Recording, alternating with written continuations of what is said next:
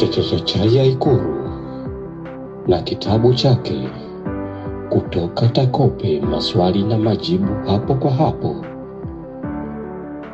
Hii ni chai ya Ikulu kutoka South Africa, Port Elizabeth. Na leo tupo na kiongozi, atajitambulisha anaitwa nani na anatokea wapi na kwa nini uko hapa leo. Karibu mheshimiwa. Asante ndugu Ndevu.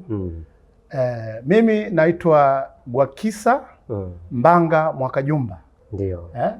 Mimi ni Mtanzania wenzenu kama kawaida.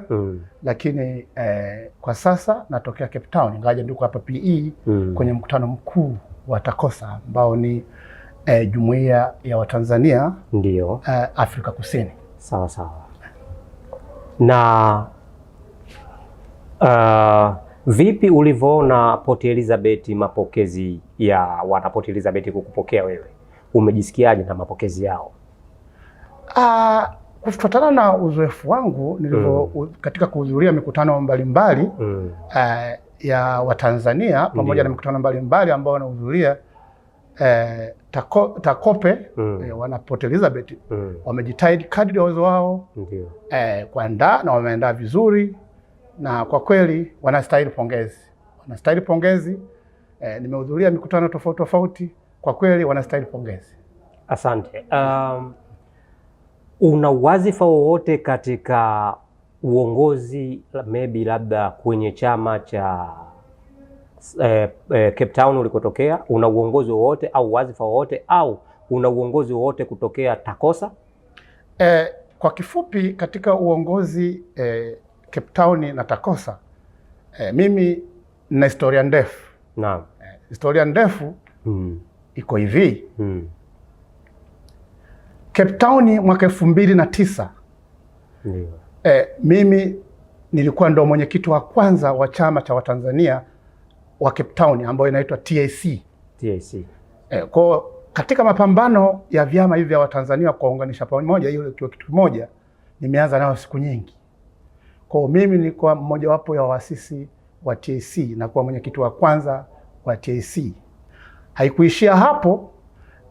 Katika juhudi za hapa na pale za kutafuta kuungana pamoja kama wa South Africa nzima, kwa nimechangia mchango mkubwa sana nikiwa TAC katika swala zima la umuhimu wa kuwa na chama kimoja ndani ya Afrika Kusini nzima. Sasa katika kipindi hicho cha uwenyekiti wangu wa TAC nilichokifanya, unajua uongozi ni kama mbio za vijiti. Inafikia kipindi wakati wako unaisha, unakabidhi mwingine. Nikamkabidhi dada Mwanaisha Wengi kuwa mwenyekiti, na baada ya hapo mimi nikawa mwenyekiti wa kamati kuu baraza la wazee la hiyo TAC Cape Town. Ndio jinsi nilivyoishia na swala la vyama kule Cape Town. Lakini haikuishia hapo. Mimi ndani ya South Africa vile vile ni muasisi wa bodi ya Kiswahili kusini mwa Afrika. Mpaka sasa hivi nilivyo mimi ndio katibu mkuu wa bodi ya Kiswahili kusini mwa Afrika. Hongera sana. Asante. Sio hivyo tu, katika swala zima la TACOSA najihusisha katika mambo mengi, especially katika masuala ya ushauri, na viongozi wengi wa TACOSA wananijua siku nyingi. Wananiamini, wanajua kabisa mimi ni mshabiki sana wa kuwaunganisha Watanzania wote Afrika Kusini. Moja ya ndoto yangu kufuatana na jinsi nilipoishi maisha hapa na uzoefu wangu wa kujua umuhimu wa kuwa pamoja ndani ya South Africa na kuwaelewesha Watanzania, kwa sababu Afrika Kusini ni sehemu pekee ambayo Watanzania wana access kiurahisi kuliko dunia nyingine yoyote ambayo imeendelea. Kwa kuna umuhimu mkubwa sana kwa Watanzania kulijua hilo, ili kila kitu kinachofanyika lazima kifuatane na hali halisi.